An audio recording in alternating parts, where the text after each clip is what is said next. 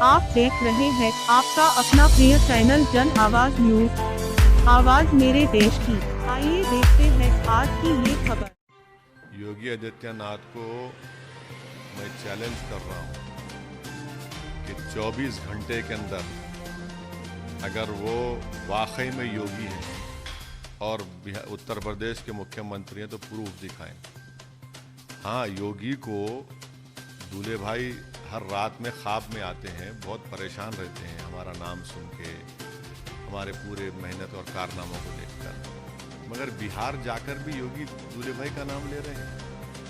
पाकिस्तान और वैसी क्या योगी को नहीं मालूम कि पाकिस्तान को हमने जाकर वहाँ पर हमने पाकिस्तान में भारत के बारे में बताया था, भारत की जमहूरियत के बारे में बताया था। मगर ये योगी का फ्रस्ट्रेशन है।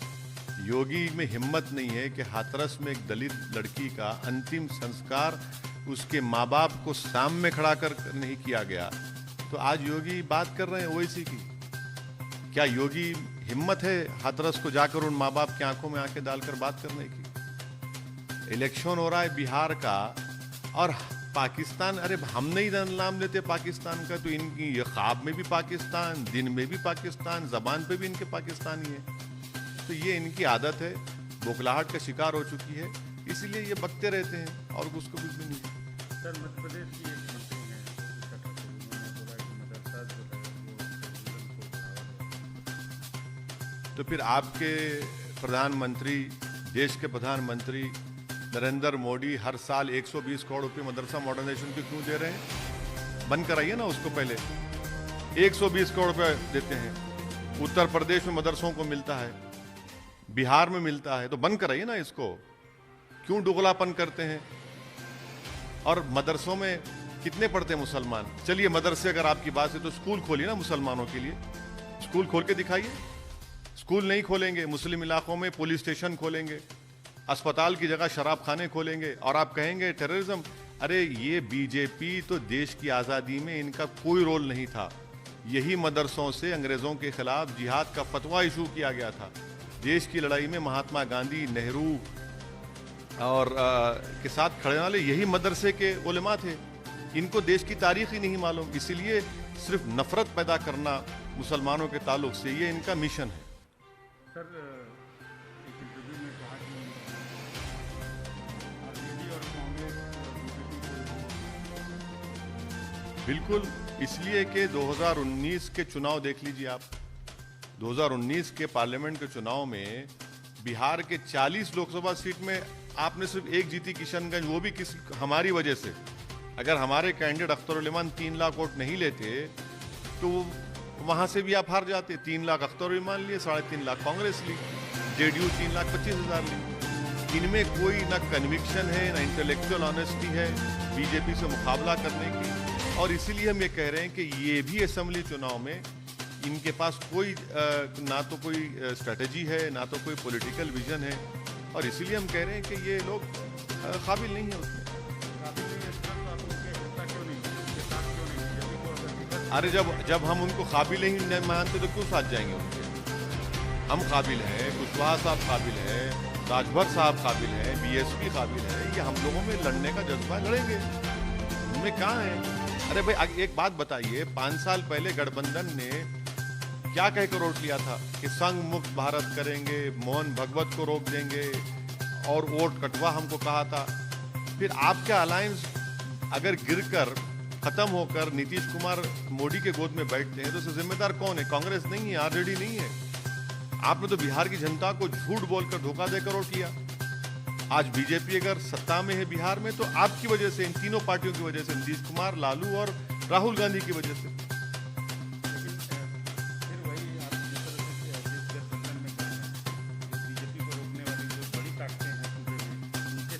कौन सी बड़ी ताकत है? अरे वो जो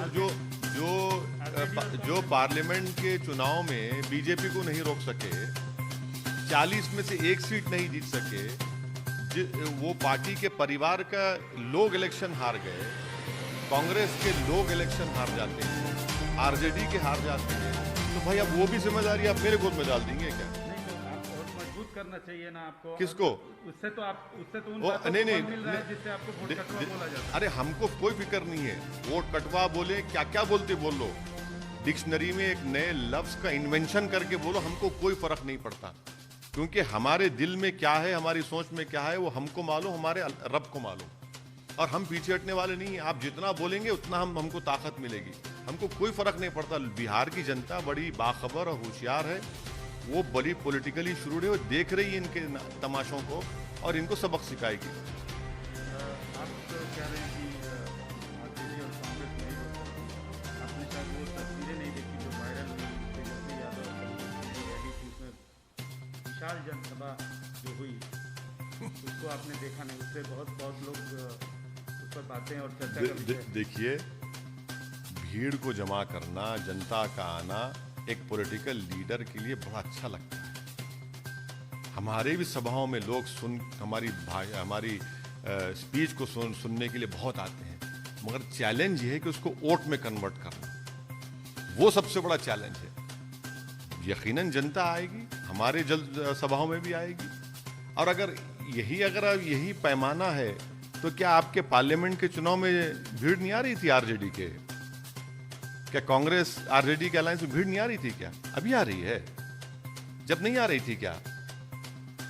ये चीज है, देखना पड़ेगा आगे जाकर।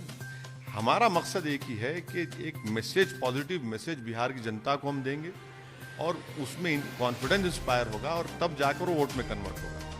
आजकल आप एक अलग पॉलिटिकल फार्मूला बता रहे हैं कि नीतीश सीएम नहीं बनेंगे, कैसे? हमारा ये मानना है कि इस चुनाव के बाद या इस चुनाव के दौरान बीजेपी की पूरी कोशिश ये है कि बिहार में अब के बार बीजेपी का मुख्यमंत्री बन जाए। वो नीतीश कुमार को मुख्यमंत्री बनाने की कोशिश नहीं कर रहे हैं।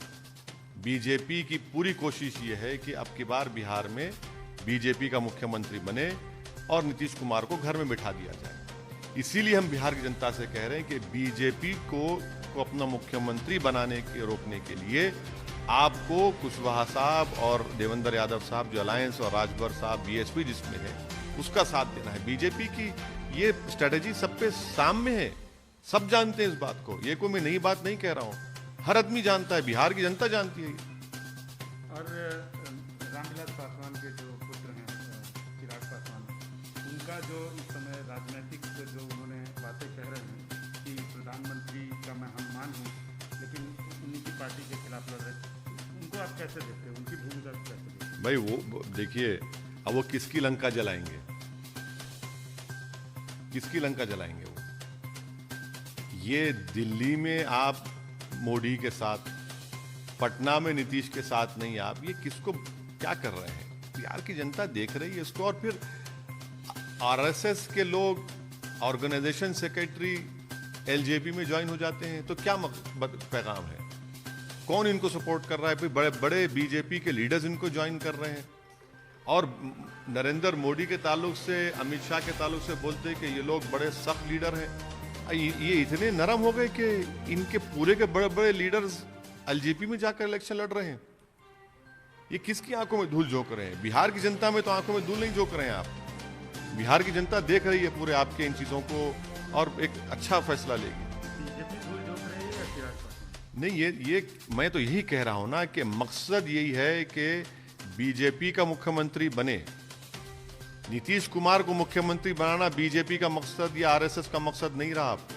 इनका मकसद ये कि अब के बार नीतीश कुमार को बिहार का चीफ मिनिस्टर ना बने बल्कि बीजेपी का बनाए। और हम बिहार की जनता से कह रहे हैं कि आपने 2019 के चुनाव में आरजेडी को, कांग्रेस को वोट दिया, वो नाकाम साबित हुए। अपने वोट को, आपका कीमती वोट है, उसको जाय होने मत दीजिए, उससे नुकसान होने मत दीजिए, अपना फायदा कराइए और कुशवाहा साहब और देवेंद्र प्रसाद यादव, बीएसपी, राजभर साहब की अलायंस को वोट दीजिए। एक अंतिम सवाल सर, जो आपका गठबंधन है, आपके विरोधी, अरे भाई, ये जो तोपें तो चली नहीं 19 पार्लियामेंट चुनाव में। बड़े बड़े तोप गए थे, बड़े बड़े तोप गए थे, 2019 के पार्लियामेंट चुनाव में क्या तोप में पानी डाल दिए दिए थे क्या? तोप ही नहीं चली, सब टाइटाएं हो गए। चलिए हम तोप हैं तो हमारा, जब हमारी घनगरज चलेगी वो निशाने में बैठेगी, हमको पूरा यकीन है। मगर आपका तोप तो एक्सपायरी डेट हो चुकी है ना उसकी। वो आप तो बोल रहे हैं। अरे हमको तो सारी दुनिया बोलती है, हमको फिक्र नहीं है। बीजेपी बोलती है हमारे बारे में, आरएसएस बोलती, नीतीश बोलते, कांग्रेस